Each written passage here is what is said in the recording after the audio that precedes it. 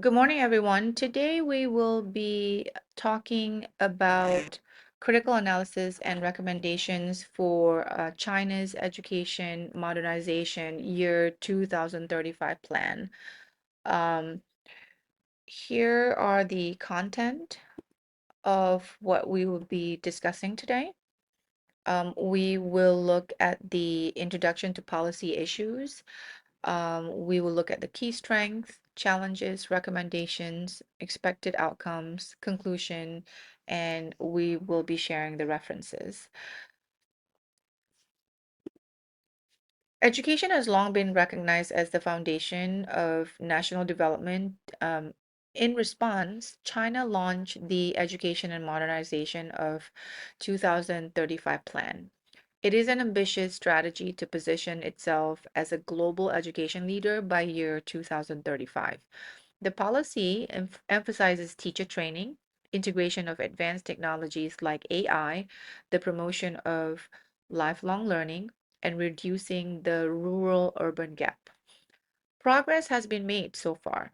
So, for example, 99.2% of primary and secondary teachers now hold at least a 4-year degree, yet challenges remain. Only 7.8 of adults have a bachelor's degree, and just 1.1% hold a master's degree.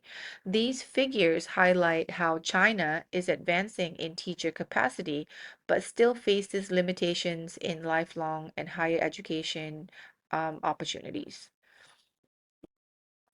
The Education Modernization 2035 policy aligns closely with China's 14th five-year plan, highlighting modernization and equity as national priorities. It strengthens teacher training, promotes STEM and AI integration, and has introduced lifelong learning frameworks.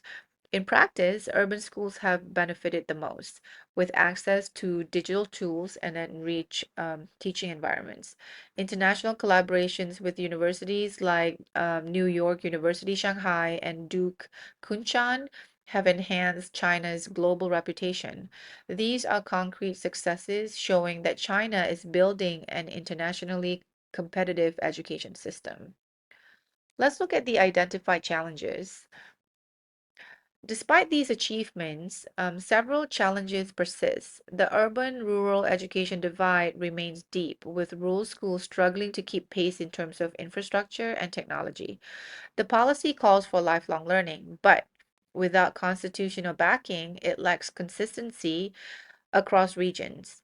Access to advanced technologies is still uneven, creating a widening digital divide. And while teachers are benefiting from training, they're also under increased pressure to adapt constantly to new digital methods. These challenges reveal gaps that need targeted reforms. This chart right here clearly shows that the disparity in access to AI-enabled learning tools. 85% of urban schools have access compared to just 40% of rural schools. These numbers drive home the urgency of investing in rural digital infrastructure. If China wants to achieve educational equity by 2035, this divide must be closed. Here are the recommendations. To address these gaps, I propose four interconnected strategies. First, expand funding and infrastructure in rural areas. Second, establish a national lifelong education law to institutionalize continuous learning. Third, enhance access to technology while providing training for educators. And finally, strengthen international collaboration to advance research and innovation. Together, these reforms can address both equity and quality while ensuring global competitiveness. Let's dive a little bit deeper into all these recommendations. Expanding funding for rural schools is the foundation for achieving educational equity. So, the first recommendation is about funding and infrastructure. This includes improving infrastructure and equipping schools with modern digital tools and creating teacher exchange programs to share expertise between urban and rural areas.